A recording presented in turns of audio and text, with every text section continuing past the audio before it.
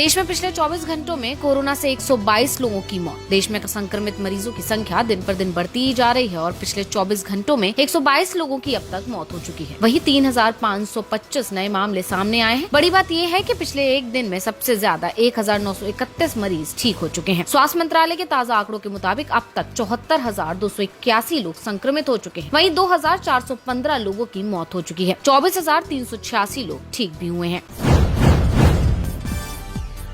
केंद्रीय पुलिस बलों के सभी कैंटीन में 1 जून से सिर्फ स्वदेशी प्रोडक्ट बिकेंगे। गृह मंत्री अमित शाह ने बुधवार को बताया कि केंद्रीय सशस्त्र पुलिस बलों के सभी कैंटीन में 10 लाख जवानों के लिए 1 जून से सिर्फ स्वदेशी प्रोडक्ट बिकेंगे। हर साल इन कैंटीन से 2800 करोड़ का सामान खरीदा जाता है। उन्होंने बताया कि यह फैसला प्रधानमंत्री नरेंद्र मोदी की अपील के बाद लिया गया है और दरअसल मोदी ने कल देश के नाम संबोधन में कहा था कि हमें लोकल के लिए वोकल होना पड़ेगा। यानी आज से हर भारतवासी को न सिर्फ लोकल प्रोडक्ट्स खरीदने हैं बल्कि उनका गर्व से प्रचार भी करना है।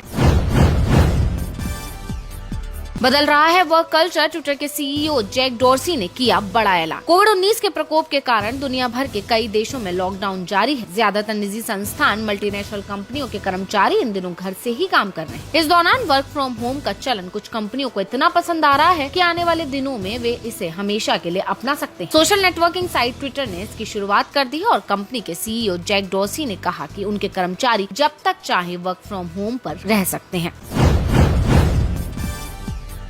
20 लाख करोड़ के पैकेज से गदगद हुआ बाजार। सेंसेक्स में 1100 अंकों की बढ़त। देश की इकोनॉमी से कोरोना वायरस के संकट को दूर करने के लिए मोदी सरकार ने 20 लाख करोड़ रुपए के विशेष आर्थिक पैकेज का ऐलान किया है। इस पैकेज का भारतीय शेयर बाजार ने खुलकर स्वागत किया है। शुरुआती मिनटों में सेंसेक्स 1100 अंक की तेजी के साथ 32,400 अंक के पार कारोबार कर रहा था। इसी तरह निफ्टी में करीब 300 अंक की तेजी रही और यह 9,500 अंक के नजदीक पहुँच गया। हालांकि कुछ ही मिनटों में सेंसेक्स और निफ्टी की बढ़त में गिरावट भी आई। शुरुआती कारोबार में बैंकिंग और ऑटो सेक्टर के शेयर में बढ़त दर्ज की गई।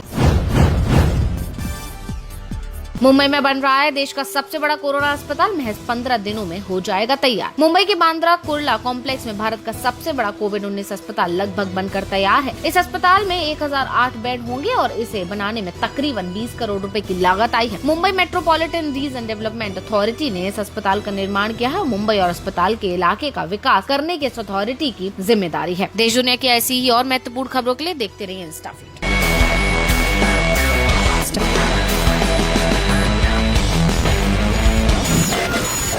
InstaFeed.